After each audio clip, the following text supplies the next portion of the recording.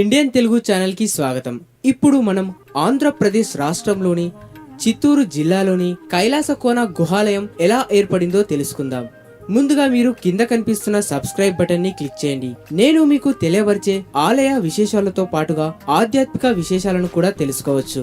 నేడు భారతదేశంలో ఎంతో వైభవంగా విరసిల్లిన ఎన్నో దేవాలయాలు, దైవాన్ని తలపించే ఇతర కట్టడాలన్నీ పురాతన కాలంలో దేవతలు పరవశించి కొన్నాళ్ల పాటు గడిచిన ప్రాంతాలకు చిహ్నంగా నిర్మించబడినట్లు కొన్ని కథనాలు ప్రచారంలో ఉన్నాయి. అటువంటి ఆధ్యాత్మిక చరిత్రతో కూడిన నిర్మాణాల్లో కైలాసకోన గుహాలయం కూడా ఒకటి. చిత్తూరు జిల్లా నారాయణపురానికి సమీపంలో కైలాసకోనలో ఉన్న గుహాలయం దర్శించుకోదగ్గ ఆలయం.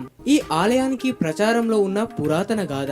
పూర్వం ఒకనాడు నారాయణపురంలో పద్మావతి వెంకటేశ్వరుల కళ్యాణం మహోత్సవానికి చూసేందుకు ఇతర దేవతలతో పాటు కైలాసం నుంచి శివపార్వతులు కూడా ఇక్కడికి విచ్చేశారు. అప్పుడు వారు ఈ ప్రాంతంలోని ప్రకృతి రమణీయాలను పరవశించి కొంతకాలం పాటు ఇక్కడే గడిపారు. అలా వాళ్ళిద్దరూ నివసించడం వల్ల ఈ కొండకు కైలాసకోన అనే పేరు వచ్చింది. చక్కటి గుహాలయం పక్కనే మనోహరంగా ప్రవహించే జలపాతం, ఎంతో చూడముచ్చటగా ఉండే ఈ ఆలయం ఎంతో అద్భుతంగా దర్శనమిస్తుంది. ఈ ఆలయం యొక్క మరికొన్ని విశేషాలు. ఓ కొండపై ఉండే కైలాసకోన పక్కనే జలపాతం ప్రవహిస్తూ ఎంతో అద్భుతంగా కనువిందు చేస్తుంది.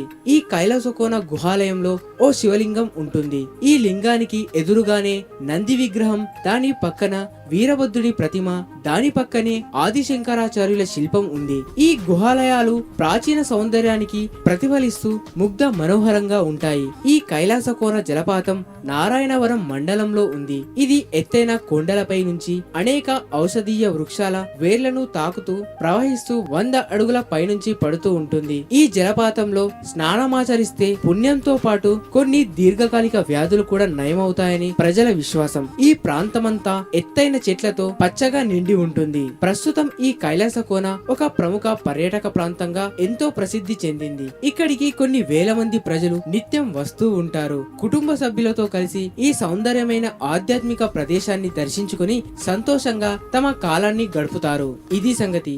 మరిన్ని ఆలయ విశేషాల కోసం ఇండియన్ తెలుగు ఛానల్ ని సబ్స్క్రైబ్ చేయండి.